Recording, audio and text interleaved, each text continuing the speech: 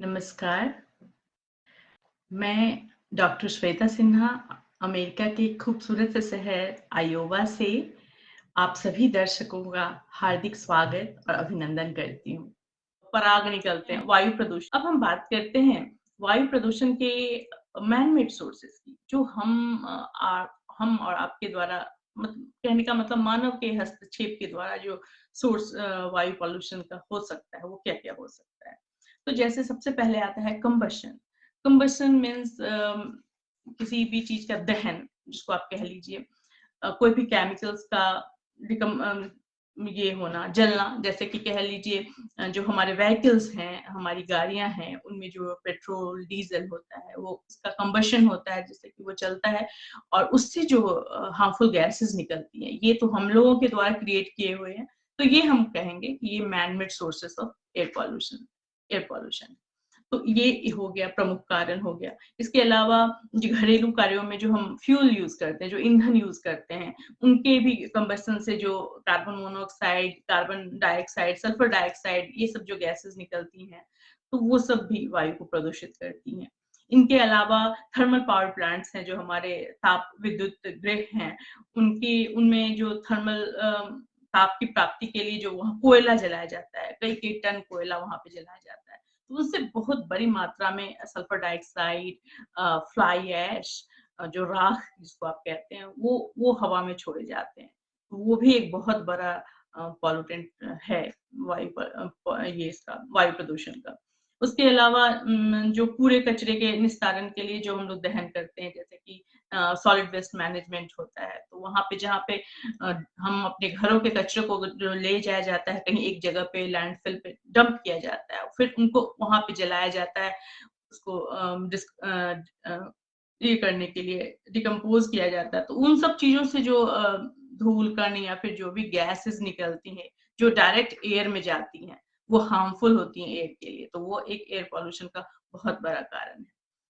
इसके अलावा जो हमारी इंडस्ट्रीज़ हैं, उनकी जो चिमनी है, ऊँची-ऊँची चिमनियाँ होती हैं, लेकिन उनसे भी जो धुआँ निकलता है या फिर जो गैस निकलता है या फिर पार्टिकुलेट मैटर निकलता है, बारीक वाला जो धूल कण निकलता है, जो डायरेक्ट हमारी साँसों में भी जा सकता है। भले ही वो बहुत ऊँची हाइट पे निकलता है, लेकिन फिर वो ग्रेविटी के कारण तो गिर के ज़मीन पर ही आता है। तो वो भी एक बहुत बड़ा कॉज़ है एयर पॉल्यूशन का। इसके अलावा एटॉमिक एक्सप्लोजन्स जो होते हैं, उनसे बहुत भारी मात्रा में गैसेस और पार्टिकुलेट मैटर का वहाँ से इमिशन होता है। तो वो भी एक बहुत बड़ा रीज़न है हमारे एयर पॉल्यूशन का।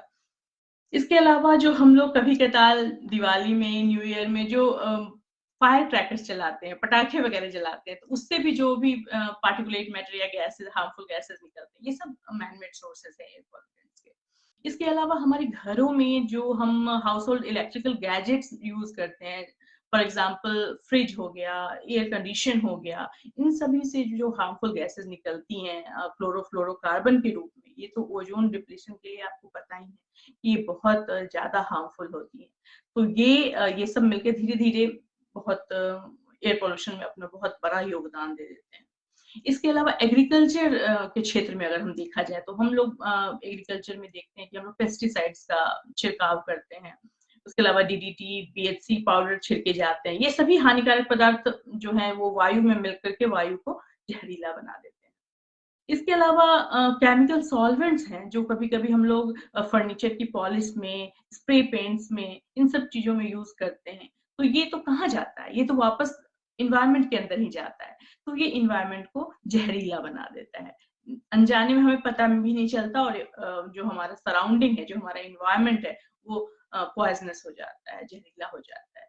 तो यही सब कुछ कॉजेज़ हैं नेचुरल और मैन मेड कॉजेज़ हैं जो कि एयर पॉल्यूशन को जन्म देते हैं। इसके अलावा हाँ, इंडस्ट्रीज़ की बात हमने की, जैसे कि ख़ास तौर से हम लोग अपनी साइंस में कहते हैं कि टैनिंग इंडस्ट्री जो होती है, चमड़ा साफ़ करने की जो इंडस्ट्री होती है, वहाँ पे सबसे ज़्यादा पॉल्यूशन होता है, वाटर पॉल्यूशन भी और एयर पॉल्यूशन भी। तो वहाँ उनसे जो बहुत दुर्गंध युक्त गैस वहाँ से निकलती है और वो बहुत ज़्यादा हार्मफुल होती है एनवायरनमेंट के लिए और एनवायरनमेंट के लिए अगर हार्मफुल है तो हमारे हेल्थ के लिए। तो इस तरह से अगर हम पॉल्यूटेंट्स का फिज़िकल अगर क्लासिफ़िकेशन करें तो उसके हिसाब से हम उसको 2 कैटेगरी में फिर से बाँट सकते हैं, जैसे कि particulate pollutants and gases pollutants. तो पार्टिकुलेट पॉल्यूटेंट्स यानी जो धूल कण वाले जो पॉल्यूटेंट्स हो गए, और गैसेस पॉल्यूटेंट्स जो हार्मफुल गैसेस हैं। तो पार्टिकुलेट पॉल्यूटेंट्स को भी फिर फर्दर उसका डिवाइड किया जाता है, उसका डिवीजन किया जाता है बड़े वाले पार्टिकल्स और छोटे वाले पार्टिकल्स। तो जिसको कि हम लोग पार्टिकुलेट मैटर 10 पार्टिकुलेट मैटर को 2.5 कहते हैं माइक्रोन साइज में अगर बात करें।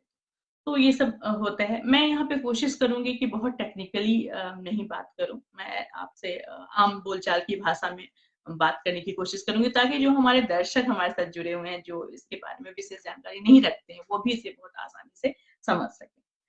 तो हम लोग जब इसमें बात कर रहे हैं एयर पॉल्यूटेंट्स की, तो जब हम गैसियस पॉल्यूटेंट्स की बात करते हैं, तो उसमें बेंजीन, सल्फर डाइऑक्साइड, ये और आपको कार्बन मोनोऑक्साइड, नाइट्रोजन ऑक्साइड्स, ये सब जो है सो इम्पोर्टेंट हैं, जो कि इम्पोर्टेंट गैसियस पॉल्यूटेंट्स कहे जाते हैं। Methane, chlorofluorocarbon, carbon dioxide, nitrogen oxides, ये सब जो है सो हमारे इम्पोर्टेंट गैसियस पॉल्यूटेंट्स हैं।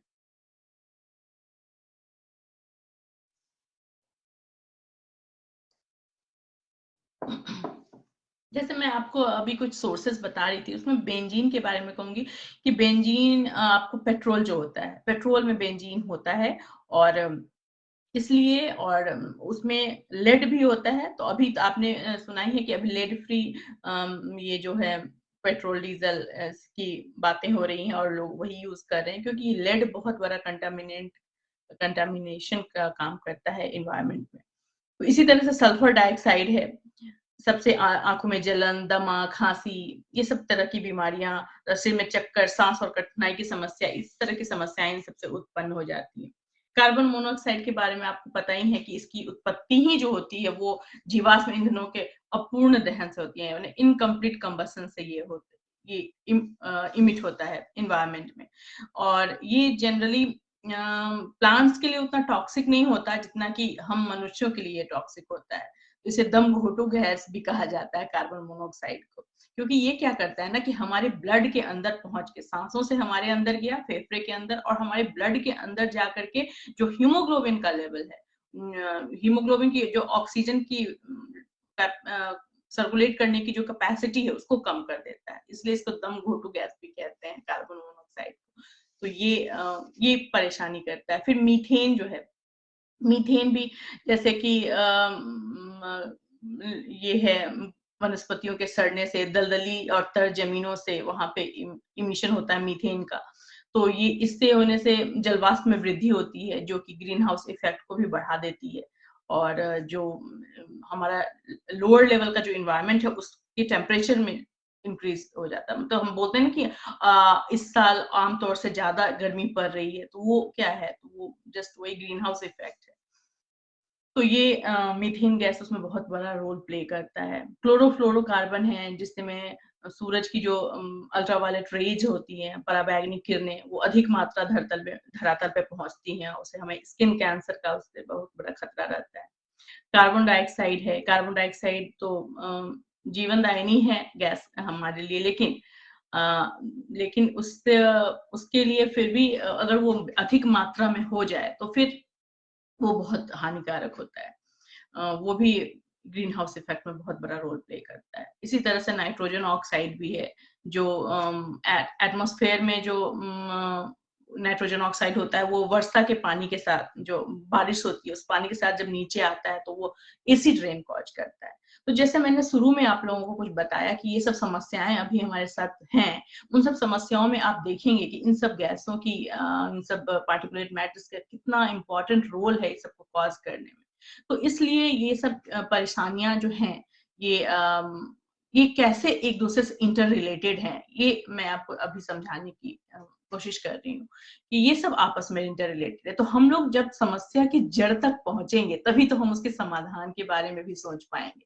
तो पहले हमें समस्या की जड़ तक पहुंचना जरूरी है, और सभी लोगों को ऐसा